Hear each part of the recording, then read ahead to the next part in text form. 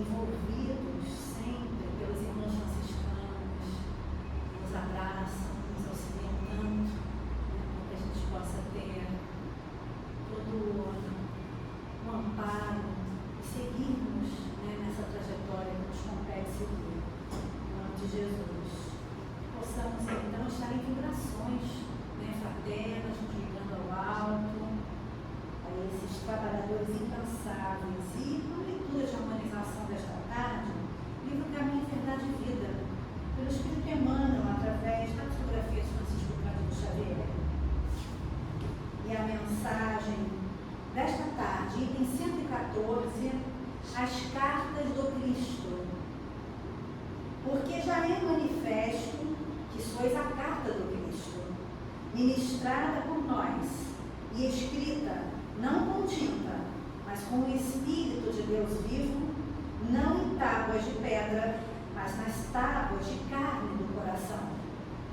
É Paulo, na segunda carta aos Coríntios, capítulo 3, versículo 3. É singular que o Mestre não haja legado ao mundo um compêndio de princípios escritos pelas próprias mãos. As figuras notáveis da Terra sempre assinalam sua passagem no planeta, endereçando à posteridade a sua mensagem de sabedoria e amor, seja em tábuas de pedra, seja em documentos envelhecidos. Com Jesus, porém, o processo não foi o mesmo. O Mestre, como que fez questão de escrever sua doutrina aos homens, gravando-a no coração dos companheiros sinceros. Seu testamento espiritual constitui-se de ensinos aos discípulos e não foram gravados por ele mesmo. Recursos humanos seriam insuficientes para revelar a riqueza eterna de sua mensagem. As letras e raciocínios propriamente humanos, na maioria das vezes, costumam dar margem a controvérsias.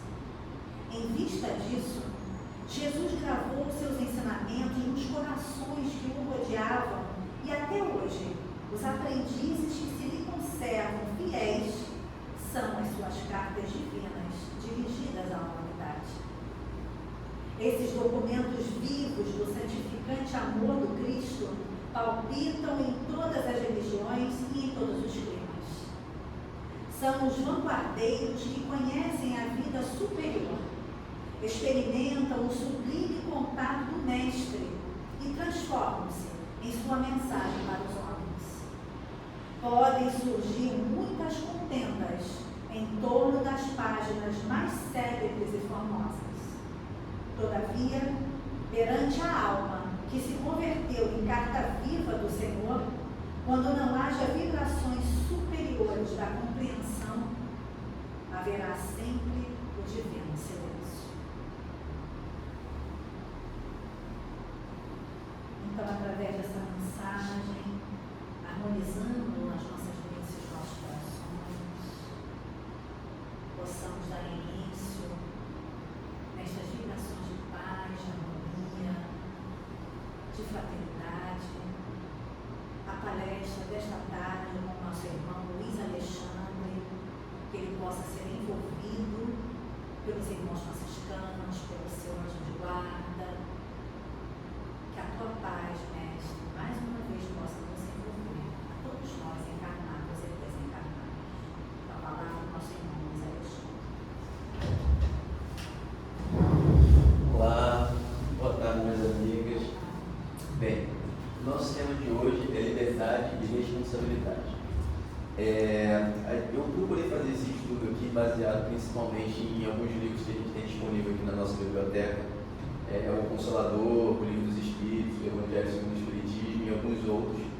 E procurei buscar as partes que eu achei mais interessantes assim, para passar para vocês nesse dia.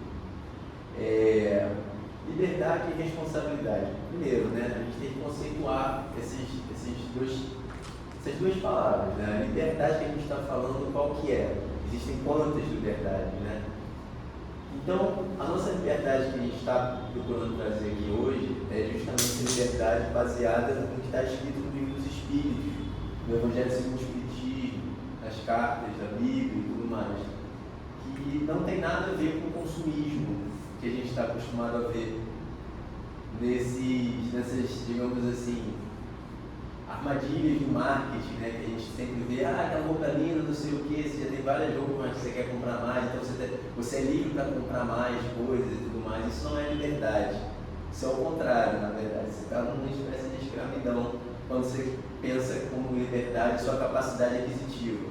Não é isso. A liberdade que a gente está falando aqui é justamente essa que está atrelada à responsabilidade moral. E o que isso quer dizer? É a liberdade de você discernir o que é o certo e o errado e a partir daí evoluir para um mundo melhor, para, digamos assim, evoluir pessoalmente para chegar num mundo melhor. Então, liberdade, diferente de consumismo, a gente tem vários outros subtemas relacionados à liberdade e responsabilidade que a gente não pode deixar de falar. Liberdade, livre-arbítrio, liberdade de escolhas, responsabilidade moral, responsabilidade coletiva, de uma certa forma também. Então, vamos seguir o nosso roteiro.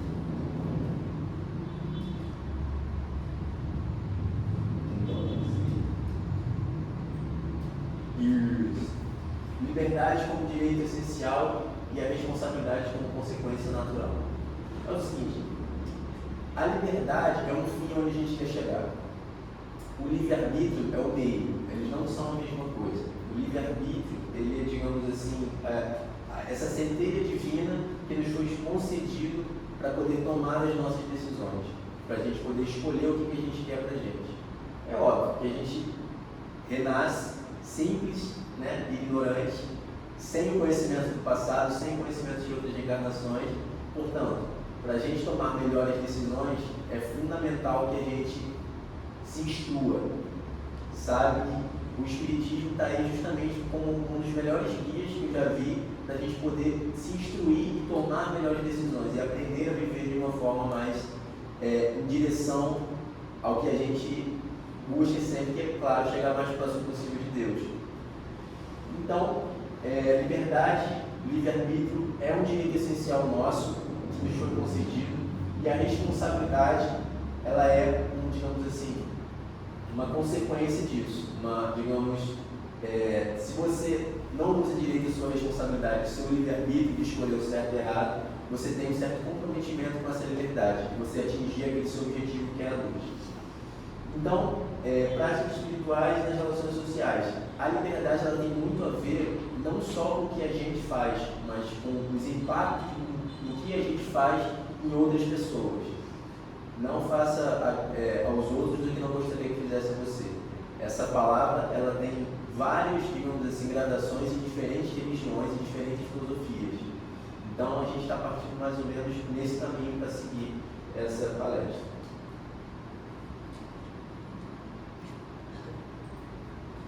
A natureza da liberdade.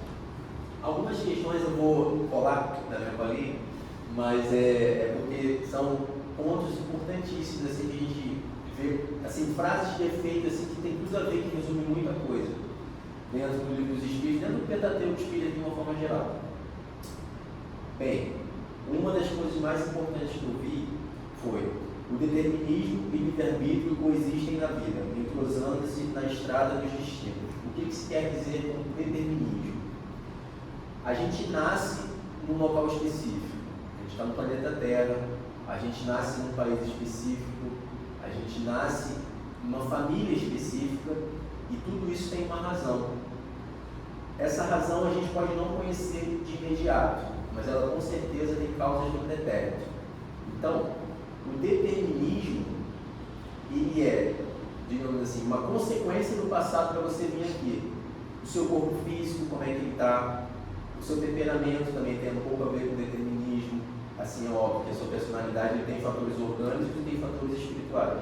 Mas eu digo que a nossa personalidade ela é moldada de uma certa forma a algum nível a partir do determinismo. Então, o que eu quero dizer? O livre-arbítrio e o determinismo. O livre-arbítrio são nossas escolhas e o determinismo são coisas que nós não podemos controlar. O determinismo tem a ver com doenças, tem a ver com a nossa posição social, nosso poder aquisitivo, tem a ver com coisas que a gente nasceu assim. Então a gente não teve capacidade de controlar isso, a gente não teve controle sobre isso. Viemos assim, ou muito rico, ou muito humilde, ou muito inteligente, ou não tanta intelecto assim. Mas tem uma razão de ser tudo, obviamente. O que a gente vai fazer com esse determinismo e com esse entrelaçamento desse livre-arbítrio com esse determinismo é o que vai fazer a gente evoluir. É o que vai fazer, digamos assim, nós atingirmos o nosso objetivo, que é cada vez mais se tornar pessoas melhores. Então, como a gente tinha falado, livre-arbítrio é um meio para a gente chegar a uma liberdade verdadeira, que é o fim. O livre-arbítrio e o determinismo, eles não são uma dicotomia, eles são, na verdade, complementares. Existe uma história, vocês, é muito comum em vários centros espíritas, eles sempre contam essa história, é o seguinte: chega um Chico Xavier, um senhor muito triste, sem um dedo, falou para o Chico: olha, Chico, eu tentei fazer o máximo de bem e tudo mais, e tive que amputar meu dedo, aconteceu isso, teve um acidente, não sei o quê. E o Chico olhava e, obviamente, o Chico era, digamos assim, informado, né, devido à sua mediunidade, que passou o seguinte recado para ele: olha, era para você ter perdido o braço, mas você só perdeu o dedinho. Então não fica tanto para baixo assim, porque você está no caminho certo, você está melhorando. Então, ou seja, havia uma determinação dele, digamos assim, sofrer alguma coisa, mas o livre-arbítrio dele teve uma certa influência nesse desfecho. Ele fez o bem, na medida do possível, ao longo da vida, e, digamos assim, o resgate dele, a pena dele, foi diminuída só para perder um dedinho em vez de um braço. Então, isso fica assim, é uma historinha que às vezes você pode, nem sabemos se é verdade, mas todo mundo conta, está em vários livros, inclusive as vidas de Chico Xavier. Mas o importante é que tem uma liçãozinha de moral muito importante que tem a ver com essa questão de determinismo e livre-arbítrio. Se a gente faz o bem, a gente consegue resgatar, de uma forma assim, não dolorosa, alguns equívocos do passado. E isso é muito importante. Às vezes a gente ficar em silêncio diante de uma ofensa, até pessoas dentro de família, isso é muito comum.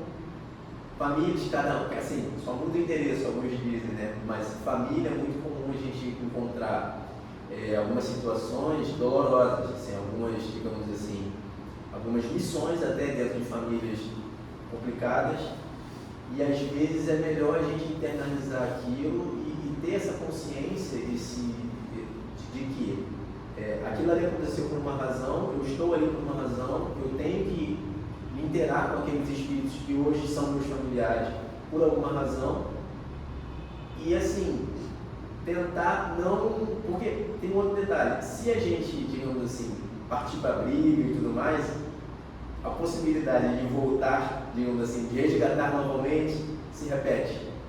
Então, às vezes, eu não digo para a gente ficar, digamos, aceitar tudo, engolir sapo toda hora, não, é a gente ter essa consciência, a gente ter essa calma, que no momento que a gente for, digamos assim, movidos por uma emoção de alguma ofensa injusta e tudo mais, a gente se segurar e pensar: peraí, se eu estou estudando Espiritismo, se eu estou indo à palestra, se eu estou lendo livros, se eu estou me instruindo nessa filosofia, nessa religião, nessa ciência, então eu tenho que ter, digamos assim, um mínimo de controle e raciocínio lógico para seguir nesse caminho. Não eu, digamos assim, reagir, não ser uma pessoa reativa em determinadas injustiças, porque injustiças vão acontecer.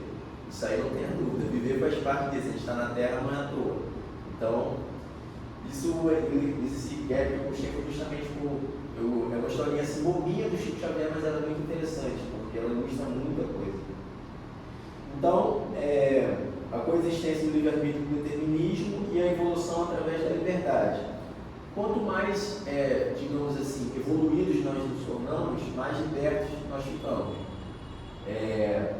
E essa, digamos assim, liberdade, ela vem justamente pela instrução. Nós, como espíritas, espíritas, nós temos a obrigação de nos instruirmos dentro da doutrina, porque tem muita coisa que às vezes a gente está lendo e esse parágrafo aqui veio para mim. Por quê? Toda hora tem uma identificação quando a gente lê alguma coisa a respeito dessas questões. A luta e o trabalho por meio de aquisição de experiência e evolução do espírito. A luta são essas questões dolorosas, a gente tem que sempre optar pelo certo. E o trabalho tem a ver com a nossa instrução, até com a nossa profissão, da gente se ocupar de alguma coisa. Porque o trabalho é assim, o trabalho ele não deixa a mente vazia, a gente está se ocupando e o trabalho traz um pouco de humildade para a gente, entendeu? E acalma o espírito de uma forma assim, que outras atividades não fazem, entendeu? O trabalho, seja ele remunerado ou não, seja ele você ser um estudante, se você trabalhar com questões maiores, assim, com mais responsabilidade, o trabalho é fundamental para a nossa evolução. Então a gente tem que sempre tomar muito cuidado assim, e respeito com o nosso horário de trabalho, fazer só aquilo e procurar sempre focar nessa questão, que é do trabalho que a gente evolui. E relacionamento com o conceito de trabalho e esforço. Está muito intimamente ligado, né? Porque o trabalho às vezes pode ser bem cansativo, mas ele é altamente necessário para a gente evoluir, para a nossa evolução. Seguindo o nosso responsabilidade moral. A responsabilidade moral é justamente essa questão do certo e do errado. Da gente ter essa como é que eu posso dizer? Essa noção, esse discernimento entre o bem e o mal. Mas o bem e o mal, ele é a mesma coisa para todo mundo? Aí entramos numa questão filosófica. Né? O que é bom para mim é bom para o outro. Isso é uma discussão filosófica quase interminável, mas ela é importantíssima. O que a gente pode seguir nesse caminho o Livro dos Espíritos ele mostra algumas diretrizes a respeito disso. E como nós somos espíritos, a gente tem que seguir mais ou menos o que está escrito ali, seguir vários livros de Chico Xavier, que eles não dão algum farol a respeito do que é certo e do que é errado. É óbvio que se resume faça ao outro que gostaria que nos fizesse. Uma lei que devia estar gravada em todas as portas, assim, antes de a gente entrar em qualquer lugar. Mas a gente sabe também que os contextos, né, da nossa vida eles são amplos também, são muito grandes.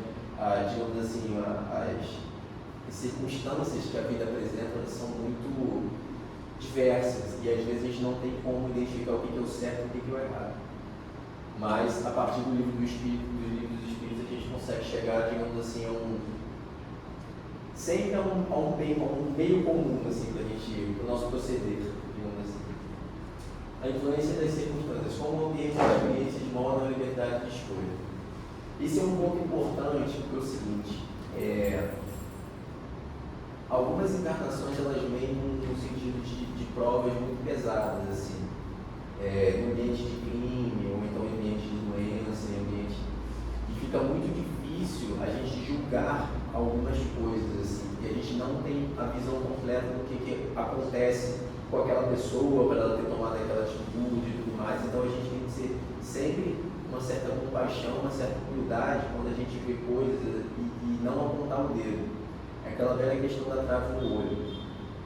Então eu acho que eu vou falar um pouco disso mais para frente. A lei de causa e efeito está intimamente ligada também ao que a gente está falando aqui de liberdade e responsabilidade, porque se a gente faz o bem, a gente vai colher o bem. E assim como o mal, a conta vai chegar também. Sendo que a gente tem as múltiplas encarnações aí. Então, às vezes pode ser que não aconteça de imediato, né? Tal karma instantâneo, mas vai vir em algum momento você vai ter que quitar aqueles ajustes que você cometeu, seja nessa encarnação, ou na próxima, ou na outra. Mas é óbvio, Deus é bom e Ele sempre vai nos dar essa, digamos assim, possibilidade do livre-arbítrio de corrigir por nós mesmos algumas dores que nós provocamos a outra pessoa. Então, essa questão da causa e efeito ela é muito pertinente na nossa liberdade, justamente por conta disso. Interseção entre liberdade e responsabilidade. A importância de agir de acordo com o bem, que é uma questão óbvia, inclusive na maioria das religiões, quase todas, apesar de não conhecer todas, relacionamentos sociais como as nossas escolhas afetam os outros. Então, responsabilidade moral, nós já falamos, que é uma via de mão dupla com o livre-arbítrio, e as nossas escolhas também, as consequências das nossas escolhas, tem tudo a ver com a lei de causa e efeito também. Por menor que sejam nossas escolhas, elas sempre têm alguma repercussão, seja para a gente ou seja para uma coletividade.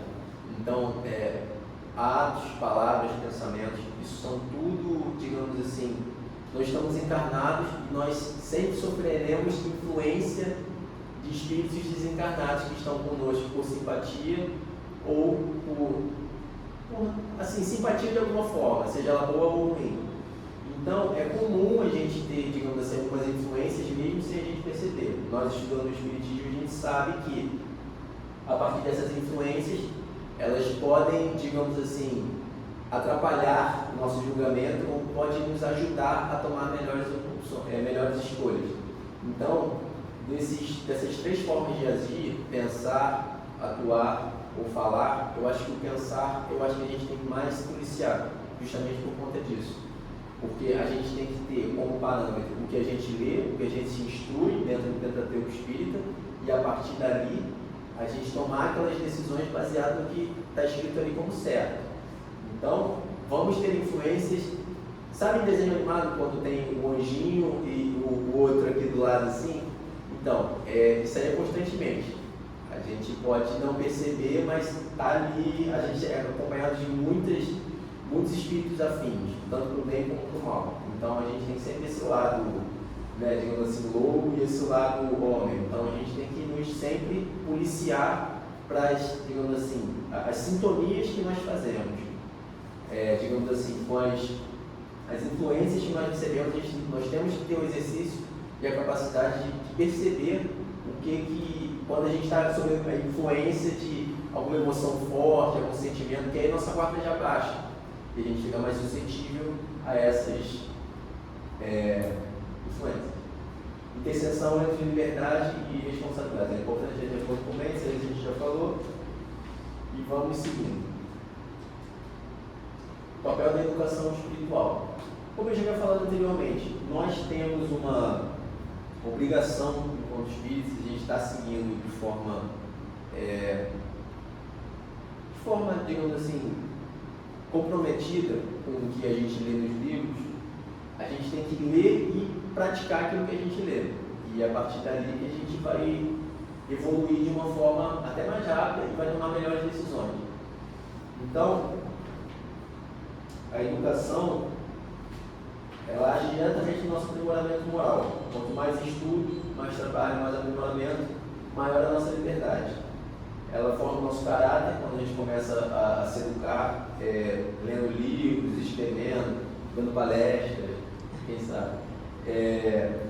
E capacita nossas escolhas para a gente enxergar o que é o bem ali. Vão, obviamente, ter momentos que a gente vai se deparar com questões que não são de fácil escolha, que não são facilmente resolvidas, mas a gente tem sempre que pensar, estarei prejudicando alguém com isso? Teria que resgatar alguma coisa fazendo isso dessa forma? Eu conheço todo o contexto que eu estou vendo aqui. A gente nunca vai conhecer todo o contexto, né? Todo o panorama que está acontecendo. Eu estava lendo uma reportagem muito impressionante que os astrônomos eles chegaram numa conclusão de que mais de 90% do espaço observado, eles não sabem do que se trata. Eles sabem que tem algumas propriedades ali, mas eles não conseguem nomear, não conseguem. Então, ou seja, nós estamos circunscritos aos nossos sentidos, nossa visão, nossa audição, nosso tato. E muitas das coisas passam sem a gente perceber, sem a gente saber. E isso é muito interessante, porque vê como nós estamos numa situação assim, frágil, né? Então a gente tem que confiar muito no nosso raciocínio, muito numa lógica e muito nessa educação espiritual, justamente por causa disso. Porque a gente não sabe de nada, não tem provas de nada, digamos assim, de que a gente está indo para um caminho certo. Então a gente tem, graças a Deus, a gente tem, digamos assim, ensinamentos de Cristo, ensinamentos de Jesus e de outros grandes mestres que nos ajudam a seguir um caminho melhor, um caminho que nos leve a Ele. A responsabilidade na formação do indivíduo, a importância da responsabilidade como ensinamento espiritual, como a educação pode mitigar erros e mal adaptações. Então, com a capacitação das nossas escolhas. A gente tem mais raciocínio lógico, mais discernimento e a gente consegue enxergar diferentes perspectivas. E o estímulo ao aprimoramento moral, um estímulo para a gente evoluir, a gente se educa espiritualmente para a gente também evoluir. E é muito interessante essa questão da educação espiritual, por causa do seguinte: às vezes não é nem que um livro, assim, a gente percebe bem quando ele está na nossa frente. Eu já tive a oportunidade, assim, enquanto eu trabalho com leis e tudo mais, de, digamos assim, interagir com pessoas que cometeram crimes. E a partir daí, a gente percebe uma coisa que é muito importante. Primeiro, a diferença entre a gente, que se considera uma pessoa de bem, que sempre andou na linha, e uma pessoa que praticou um crime, às vezes não é nem, digamos assim, o berço que ele nasceu. Às vezes foi um exemplo de um amigo, às vezes foi um papo edificante com um avô, por exemplo. Às vezes pode ter sido até um livro, não necessariamente espírita, mas que apontava para um caminho diferente.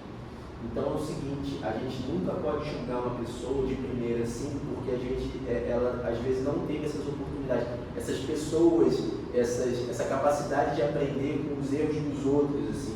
Isso é muito sábio. A gente não vai viver para cometer todos os erros, mas a gente pode aprender com outras pessoas que foram por caminhos que a gente sabe que vai ter que resgatar depois. Mas se a gente analisar o caminho dessa pessoa, sem julgamentos premeditados, obviamente, lembre-se sempre da trave no olho, né? Que talvez essa pessoa não teve a oportunidade não teve uma conversa amiga, ou então um berço amoroso, ou então, assim, às vezes estudo mesmo, não teve capacidade, não teve oportunidade de se desenvolver intelectualmente e caiu para aquele crime. Então, sempre quando a gente vê alguma coisa na televisão, ou então está lá, rolando a tela do celular, vocês tentem não vibrar tão negativamente quando a gente vê algumas coisas que são absurdas. Que vão ter coisas que estão ali para chocar a gente. Deus permite isso, mas Ele permite para a gente refletir sobre aquilo, não para julgar. Então, sempre quando vocês veem esse tipo de coisa acontecendo, assim, às vezes alguma coisa na rua, na nossa frente, assim, trânsito, que é o sol que tem, a gente vê toda hora, entendeu? Então, assim, procurem não vibrar, digamos assim, do mal, assim, não falar, espírito sem luz, não. A gente tem que ter noção de que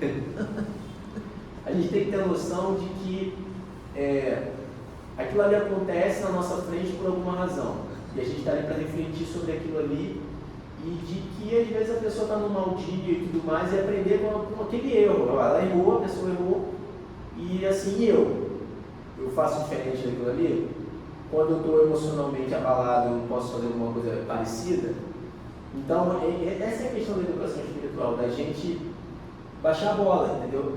Ninguém é santo e a gente tem que ter um certo discernimento do que é o certo e do que é errado, e um certo discernimento de que são pessoas que estão no mesmo ordem, então nós somos parecidos, se não iguais, e pode ser que as oportunidades que aquela pessoa teve, que eu tive, aquela pessoa não teve, então não julguem apressadamente, não baixem a vibração de vocês. E como eu falei, tem uma outra história que dizem que a cada pessoa encarnada tem cerca de 3 ou 4 desencarnados. Então é muita gente que a gente não está vendo. A partir desse aspecto, você pode ter, não tenha dúvida que a gente está sempre acompanhado de alguma forma. Por mais solitário que a gente acha que possa ser ou estar, a gente está sendo acompanhado e observado por pessoas que nos querem bem. E às vezes por pessoas que não nos querem tão bem, mas principalmente por pessoas que nos querem bem, porque a gente faz parte de falanges, a gente faz parte, sem a gente perceber, de grupos espirituais, assim. A gente dorme, acorda, não lembra de nada, mas não tenha dúvida, nós temos um grupo, nós temos pessoas próximas a nós.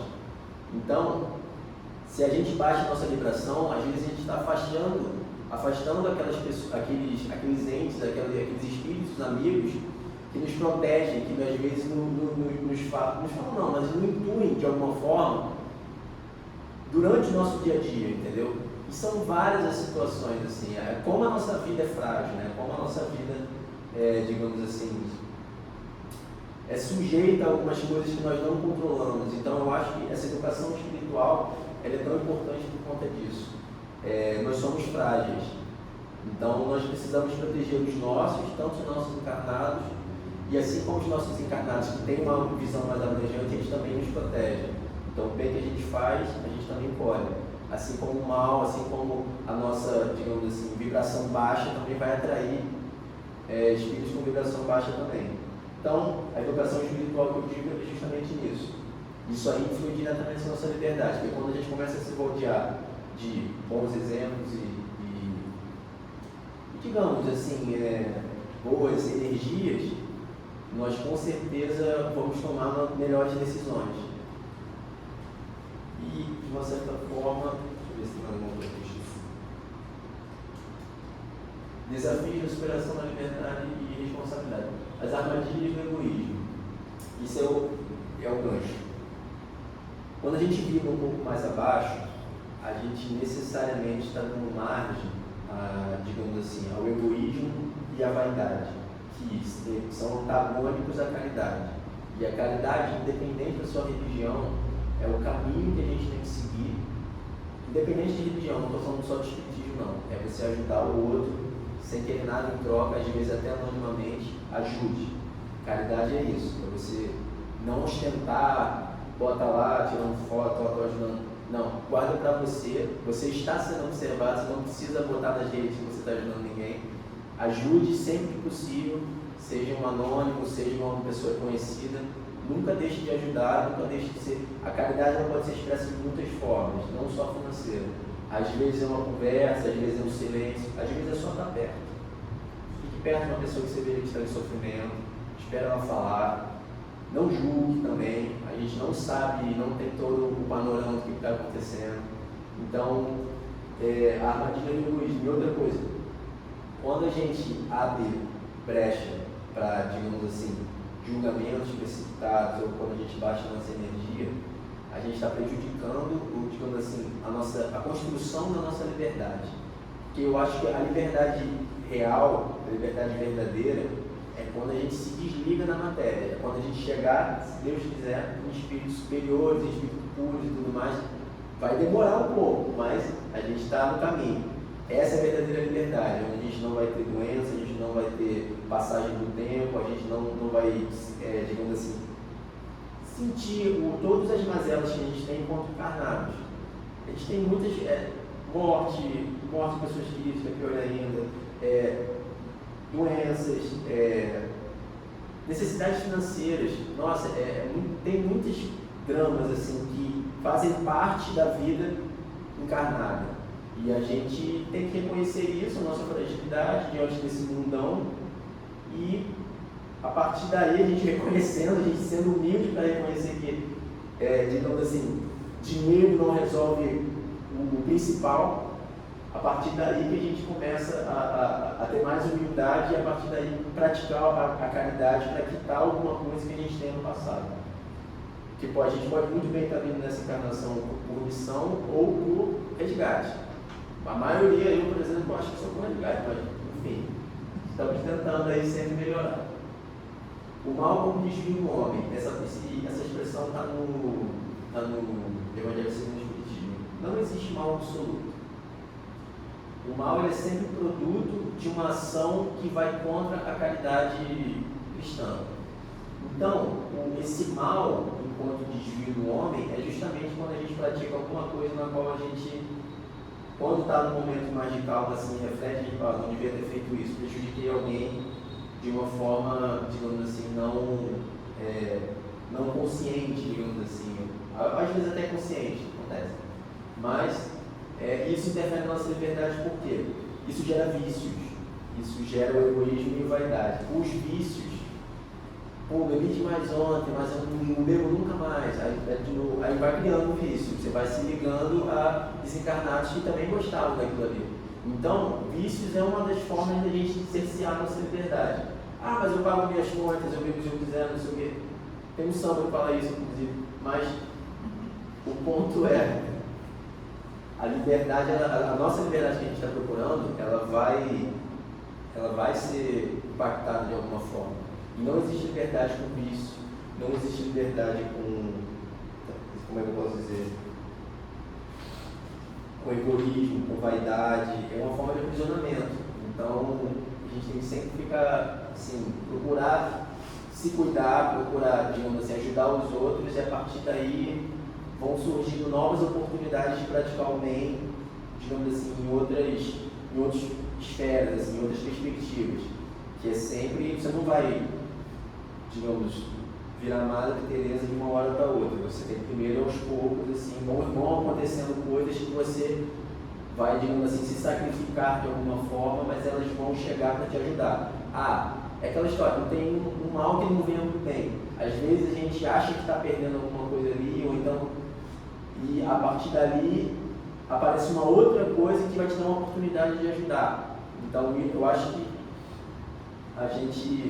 essa questão do mal, ela tem muito disso, da gente adquirir vícios que às vezes a gente nos aprisiona, e superando esses desvios a gente consegue atingir um melhor caminho, chega na luz com mais velocidade. Permanência em condições negativas, a importância da introspecção e do autoconhecimento. Sim. A introspecção e o autoconhecimento, elas nos dão,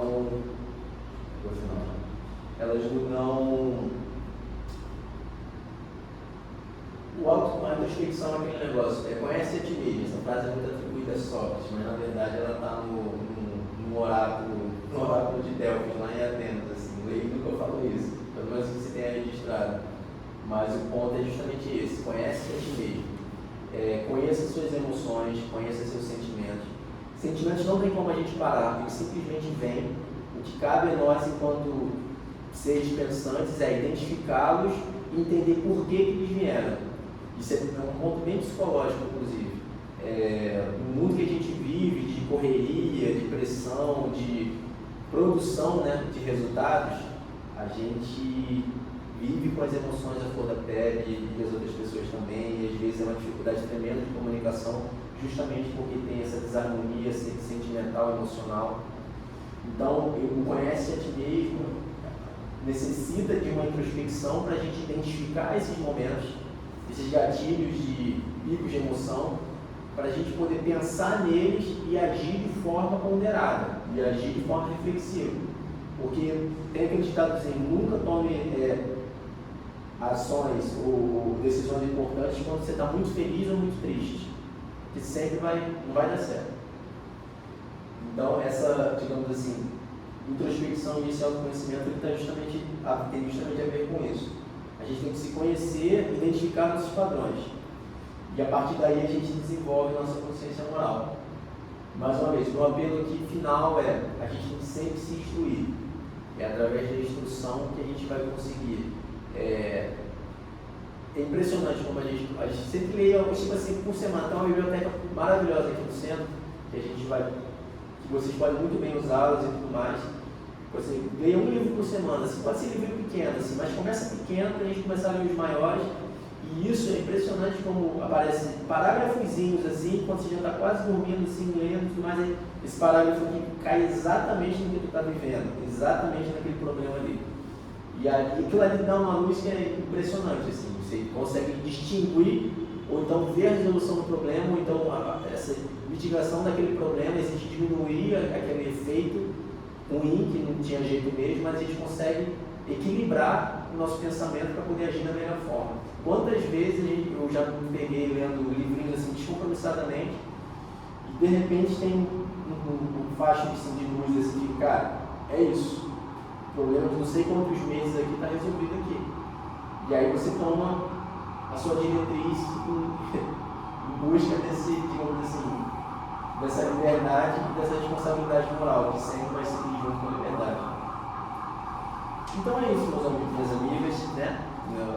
Meu auditório feminino. Eu agradeço a atenção de todos, espero que vocês tenham gostado e até uma próxima.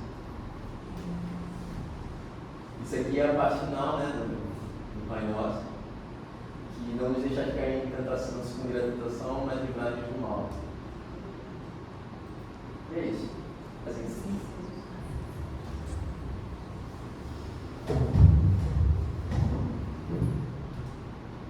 Então, agradecido, né,